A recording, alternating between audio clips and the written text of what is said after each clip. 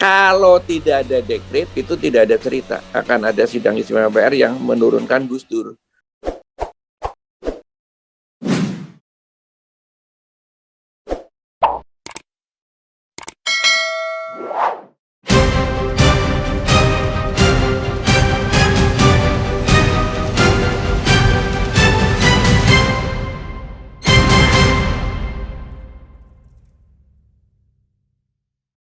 Ya, saya pada waktu itu tahun 99 adalah anggota MPR.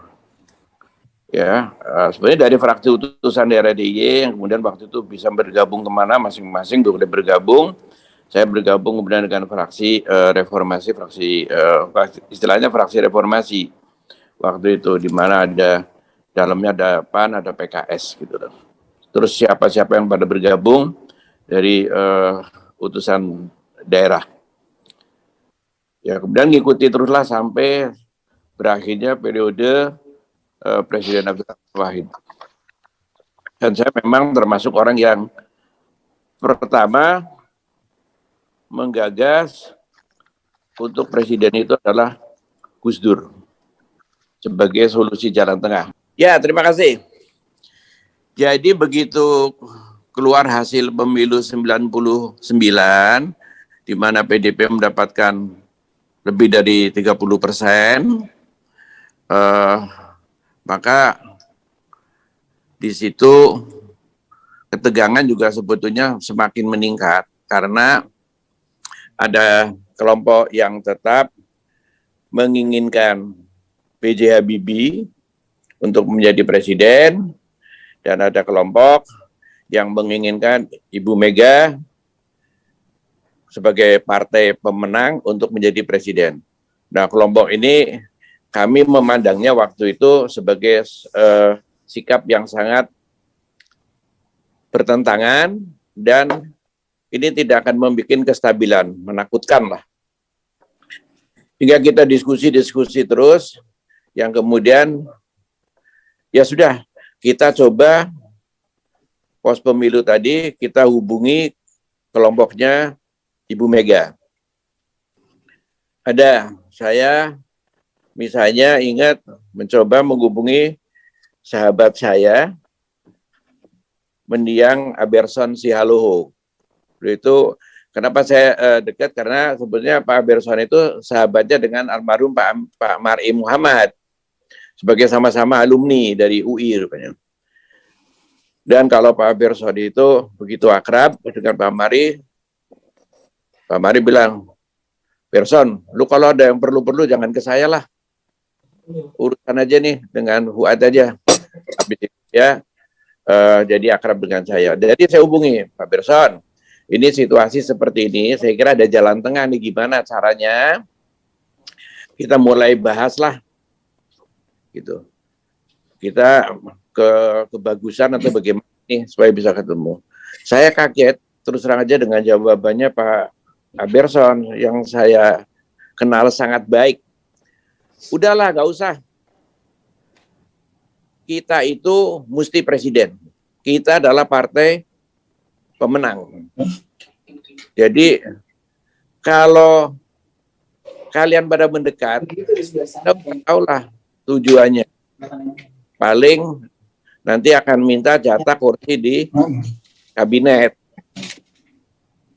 Saya bilang Pak Berson itu kejauhan ke sana, karena belum tentu seperti itu ceritanya, dan belum tentu juga Bu Mega jadi presiden. Karena apa? Karena walaupun 30% itu di suara di MPR itu belum mencapai lebih dari separuh. Jadi jangan terlalu pede dulu. Seingat saya, mungkin nanti Pak MS Kaban itu bisa jelasin. Kemudian ada pendekatan coba lain. Kalau seingat saya dengar dari Pak Berson sih, Yusril juga mau ke tempatnya Bu Mega, tapi juga tidak dibukain jalan lah kelihatannya gitu. Sehingga komunikasi politik pada saat itu mungkin di sana sudah terlalu euforia, udah pasti presiden, ngapain ngeladenin orang-orang yang dianggapnya ini kalah, yang hanya akan minta jatah, kira-kira gitu, tertutup. Yang saya dengar ceritanya, sampai saya tidak pernah konfirmasi, Pak Yusril pun tidak berhasil.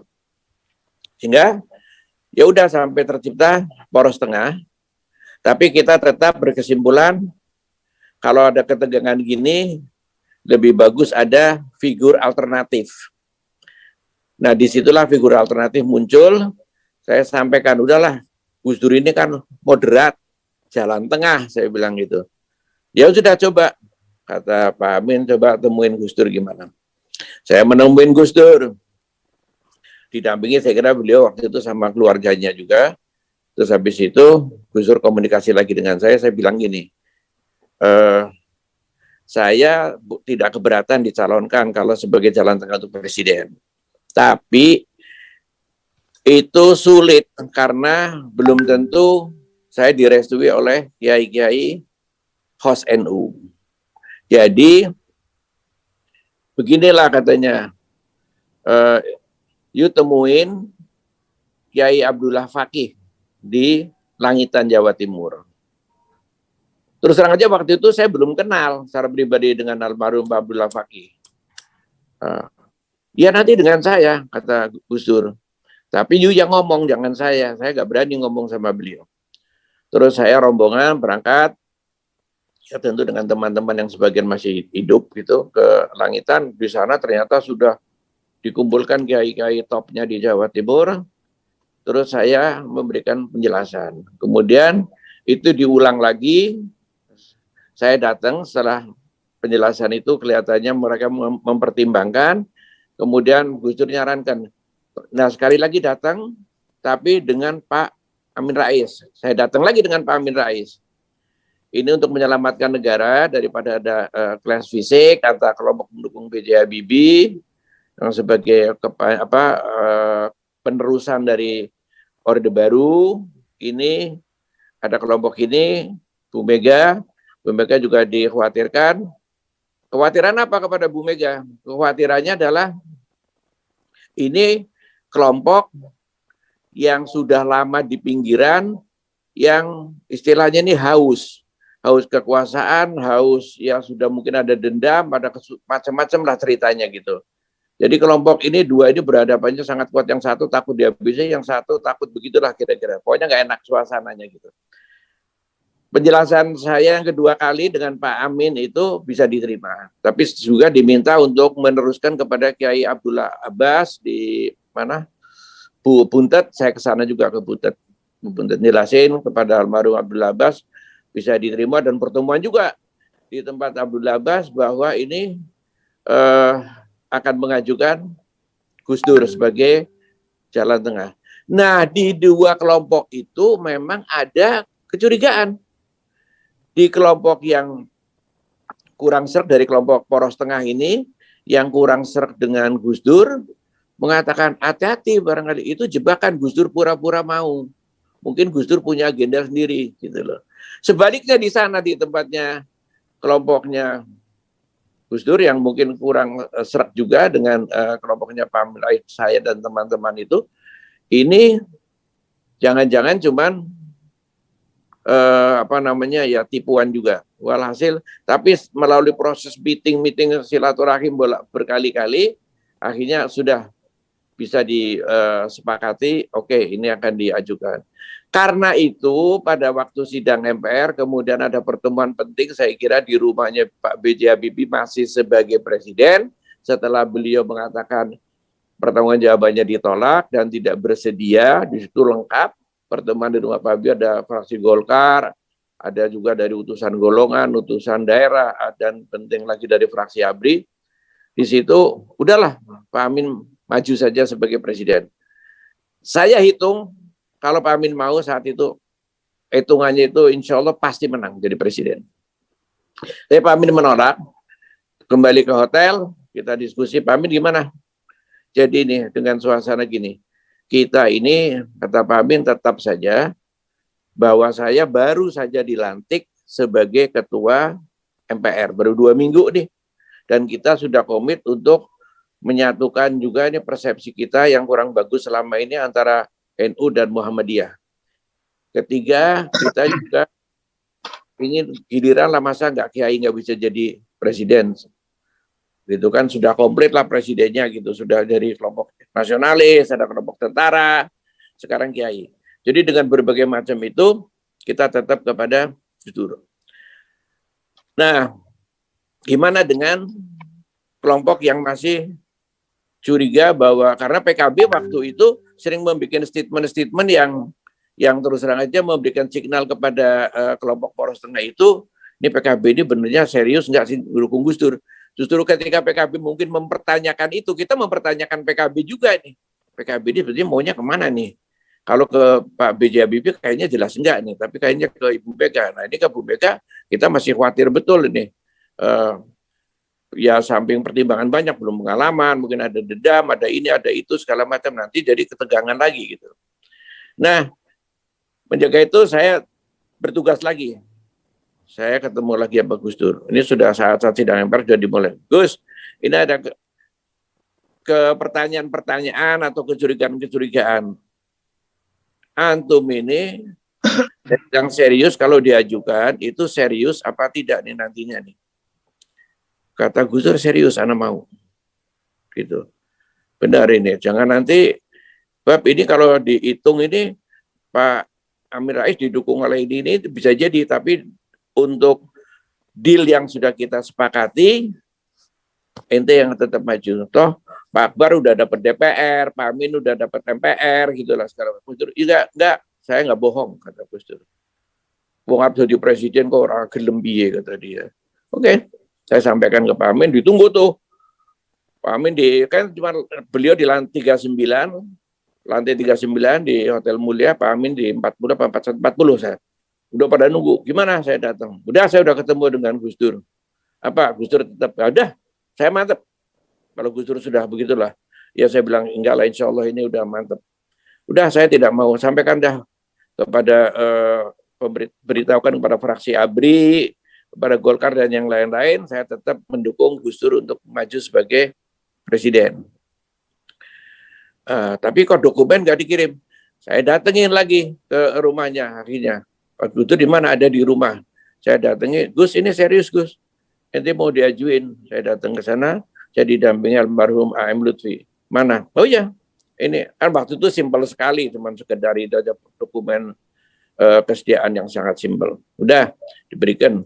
Ini untuk kita serahkan kepada Sekretariat Jenderal di MPR. Jadi ini Gus, insya Allah Islam tradisional, Islam modern, Muhammadiyah apa coba juga bersatu, ini kira-kira jalan tengah, apalah semua Gus Dur udah kayaknya ya paham betul soal itu. Senang betul dan setuju. Nah, alhamdulillah terpilih. Nah, dan sebelumnya itu saya juga lupa menceritakan ketika saya tadi menghubungi Pak Berson, kemudian yang konon katanya Pak Yusril juga ditolak, nggak bisa berkomunikasi dengan kebagusan. Saya sebutnya sempat mendatangi almarhum Pak Taufik Imas di SPBU beliau di Tebet. Saya sampai 2 kali itu. Masuk, beliau santai aja masih pakai kaos singlet gitu ya di SPBU-nya. Saya bilang, Pak Taufik ini jangan sampai ada masalah lah, kita gimana jalan tengahnya nih menurut Pak Taufik gimana? Udahlah, feeling politik saya Mbak Ega mesti jadi presiden. Beliau gitu. Feelingnya begitu. Udah, kita partai pemenang. Iya pemenang itu, ini bukan pemenang dalam arti parlemen yang murni loh, saya bilang gitu.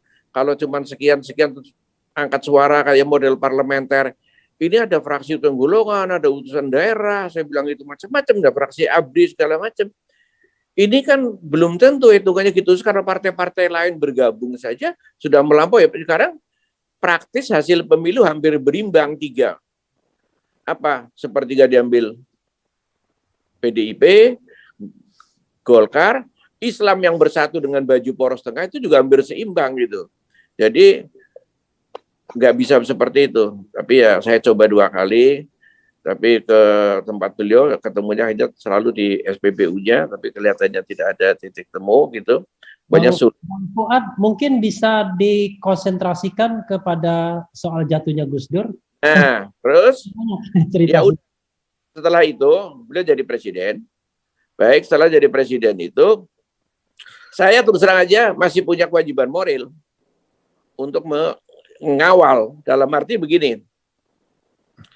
memberikan nasihat. Pertama, harus waspada karena saya tahu banyak bisikan-bisikan orang di sekitar Gus Dur itu yang mengadu domba dengan kelompoknya Pak Amin Rais dan kami CS1. Padahal orang-orang ini yang saya masih ingat dan tahu satu persatu, itu dulu mendatangi kami menentang waktu kami mau mencalonkan Gus Dur. Jangan ini orang begini, gini, enggak. Kami tetap bersatu. Kedua, saya menyampaikan juga agar desakralisasi istana oke, tapi efektivitas sekretariat negara yang waktu itu dari mulai zaman Pak Darmono segala itu sangat efektif, sangat efisien menjaga presiden, padahal presidennya sangat menguasai birokrasi dan menguasai macam-macam hal, manajemen top itu sangat membantu lah. Sampean itu, saya kalau bicara sama almarhum Gus Dur itu kalau nggak ente sampean, saya bilang sampean ini kan nggak banyak ngerti nih soal ini negeri, jadi ini dipertahankan nggak, itu mesti sekretaris negara malah tadi mau saya bubarin, nanti ente lemah loh diganggu, kalau lemah kayak begini, kalau nggak, apalagi ya ada kendala membaca segala macam.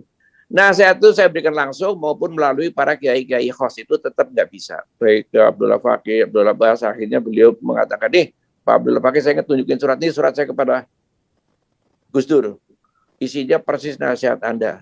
Kepada Azim Muzadi juga saya sampaikan, akhirnya mereka mengatakan kami menyerah dengan tidak bisa lagi memberikan masukan kepada Gus Dur karena kelompok-kelompok yang anti dengan Pak Amin Rais, Pak FB, Pak Akbar Tanjung segala itu, pokoknya tujuannya menghabisi itu, habis itu kuasai Gus Dur, nanti dia bisa jalan. Di tengah-tengah suasana yang seperti itu latar belakangnya,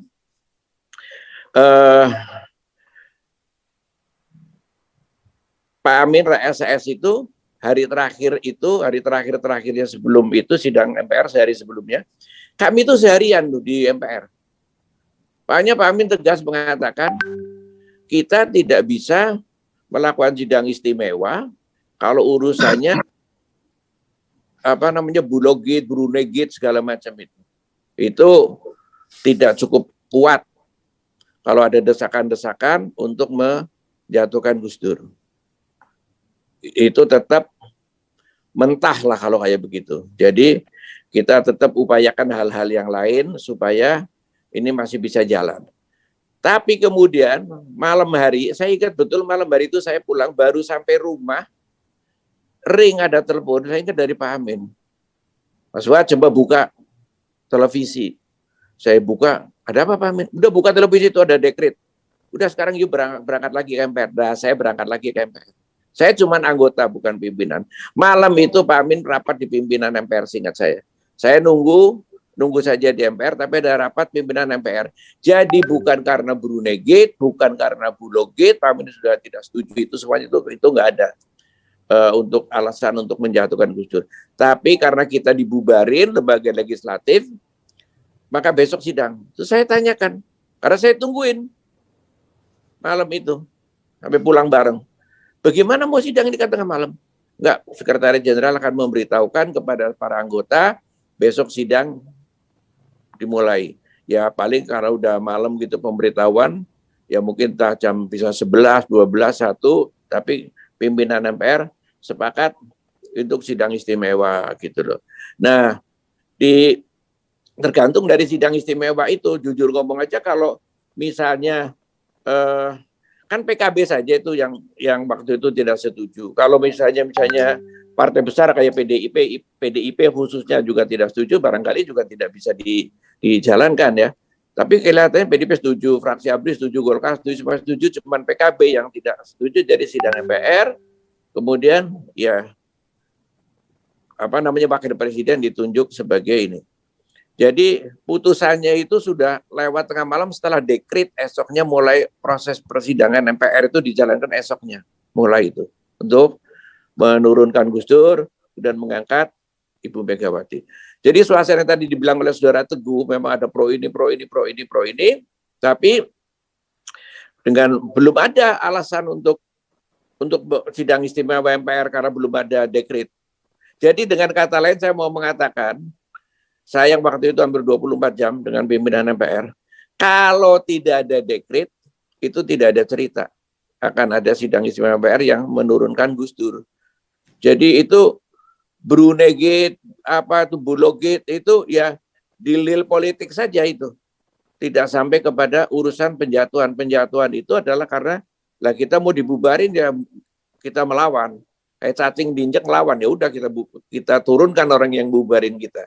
Kira-kira seperti itulah inti ceritanya itu. Makasih. Ya, makasih Bang Fuad. Wah, ini tambah menarik ini ya. Kalau tidak ada dekret, maka tidak akan ada impeachment. Tidak ada. Soal Jangan lupa di Undang-Undang Dasar sebelum diamandemen memang relatif mudah.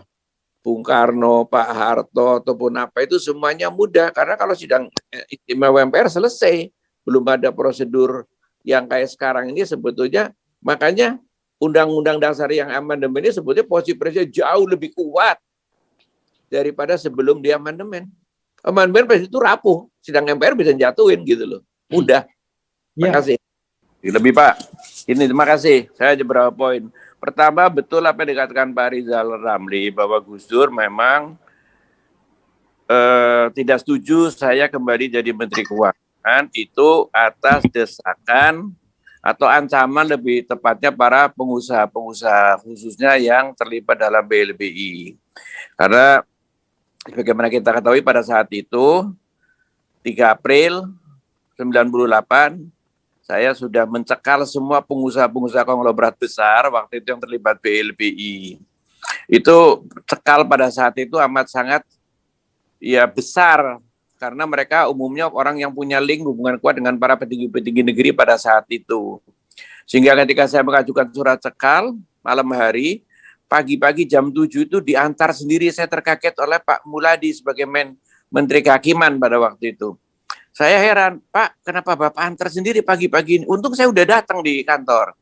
Beliau bilang, saya siapkan ini langsung, ini sudah jadi, tinggal saya serahkan. Cuman Anda yakin ini, tokoh-tokoh penting pengusaha ini mau Anda cekal? Saya bilang, iya Pak, dan sebelumnya saya sudah katakan kalau mereka nggak pada mengembalikan duit, kita kirim ke Nusa Kambangan aja di DPR yang sempat bikin ribut gitu loh.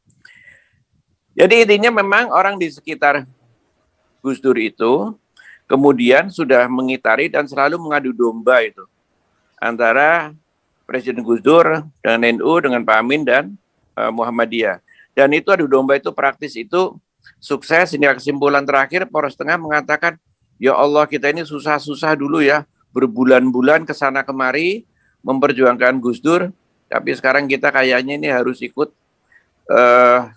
kereta atau gelombang lagi yang mengakhiri Gus Dur. Sebetulnya sedih, karena Pak Amin sendiri mengatakan, saya jelas berkesempatan kan tahu waktu pertemuan di rumahnya Presiden B.J. Habibie di Patra Kuningan, dihadiri semua kekuatan, memaksa Pak Amin itu untuk menjadi presiden. Dan pasti menangnya itu, hitungannya itu.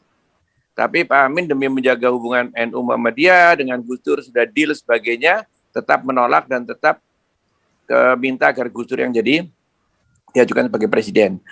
Dan itu sebulan sebelum itu juga Gus Dur melakukan perjalanan ke Belanda dan Mesir, ya. Ya saya ada di situ atau bersama dengan Gus Dur. Dan di sana memang Gus Dur sudah mengatakan antara lain 2 hal yang paling penting. Satu, ditanya soal ekonomi oleh investor-investor di Belanda di Schiphol Airport itu pertemuannya di Amsterdam. Nanti kalau saya jadi presiden, biar ini Fuad Bawazir mengembalikan urusan-urusan yang BLB karena dia dulu paling tidak setuju, paling menentang itu untuk mengurus ekonomi. Kedua, saya akan menangkapi orang-orang. Bikin geger karena disebutkan saya akan menangkap Pak Ginanjar, Kartasasmita ini sebagai simbol katanya perwakilan koruptor, ini istilah Gus Dur loh ya. Birokrasi dan Pak Bob Hasan sebagai perwakilan dari pihak swasta, kroni swasta. Jadi segitu pulang saya ditelepon oleh Pak Ginanjar maupun Pak Bob Hasan. Kenapa itu Gus Dur ngomong gitu? Karena dimuat juga di mana-mana gitu. Jadi Gus Dur itu dibilang tidak konsekuen dalam banyak hal, konsekuen juga karena terbukti setelah jadi presiden memang kedua orang itu kemudian dipersoalkan. Kedua apa dikatakan Pak Adi, Itu juga betul bahwa sidang MPR itu sebetulnya sudah dimulai karena waktu itu dari tahun 99, 2000, 2001 itu memang sudah ada jadwal amandemen. Jadi sidang itu sudah dibuka karena orang-orangnya itu kan dari jauh, jadi suruh standby di Jakarta sekaligus mengantisipasi kalau ada dekret. Itu jelas dikatakan kalau ada dekret kita antisipasi sudah siap karena isu dekret sudah ada. Jadi ini kayak telur sama ayam. Gus Dur mendahului dengan dekret, di sini sudah isu dekret itu sudah sempat bocor duluan jadi gitu loh.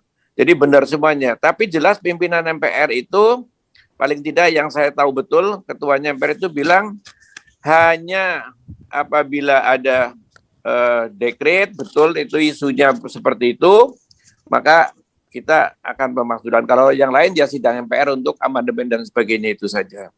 Mengenai kunker Aceh tadi saya jelaskan bahwa Gus Dur itu menelepon ke saya, dia bilang bahwa saya mau ke Aceh, orang Aceh itu kok sangat tidak suka dengan saya. Tapi kalau saya ke Aceh sendirian, hancur saya. Pasti digebuki rame-rame. Jadi Anda dan Pak Amin harus ikut, saya laporkan ke Pak Amin. Akhirnya kita berangkat bertiga, itu ada di laporan Tempo waktu itu majalah. Kita berangkat bertiga ke sana, menjadi Gus Dur bisa diterima oleh para ulama Aceh. Sayangnya juga di sana mengatakan nanti kalau Aceh itu harusnya referendum untuk merdeka. Begitu nyampe Jakarta saya langsung ditelepon Pak Jenderal Wiranto, saya ingat betul. Kok gimana sih itu Gus Dur di sana mau bilang referendum? Pada waktu itu bikin kaget sama Pak Wiranto. Itu mungkin fraksi ABRI saya rasa waktu pertemuan di rumah Pak Habibie tadi tidak mendukung Gus Dur, kalau bisa Pak Amin aja karena hal-hal seperti itu. Kalau Gus Dur nanti ada referendum segala macam itu yang akan bikin masalah bagi mereka. Dan yang terakhir itu saya cuma ingin mengingatkan bahwa Gus Dur itu secara pribadi walaupun kemudian itu pribadi yang sangat menyenangkan. Orang kalau duduk ngobrol sama Gus Dur itu pasti senang. Paling tidak senang, nikmat dengan jok-joknya paling tidak. Tapi pribadinya menyenangkan. Sehingga waktu beliau pun sudah lengser pun, dalam waktu 1 minggu sudah datang ke rumah saya dan telepon dulu minta sarapan pagi. Sarapan pagilah dengan saya. Dan waktu beliau pun sakit di Rumah Sakit Cipto, saya juga besuk kepada Gus Dur. Dan di dalam lama sekali. Begitulah Gus Dur itu memang pintar membina hubungan dengan banyak kawan-kawannya itu.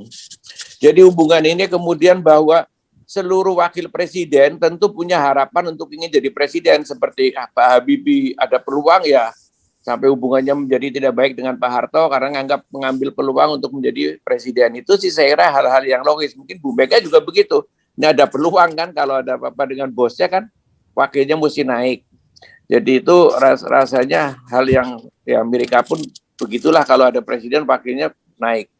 Akan menjadi naik sehingga memang ini masalah akan menjadi catatan sejarah isu yang akan terus berlarut tetapi paling tidak saya hakul yakin betul niat daripada Poros Tengah pada waktu itu betul-betul kerja keras dengan tulus ikhlas untuk mengangkat kepengin ada perwakilan umat Islam, persatuan umat Islam ini ada kiai jadi presiden.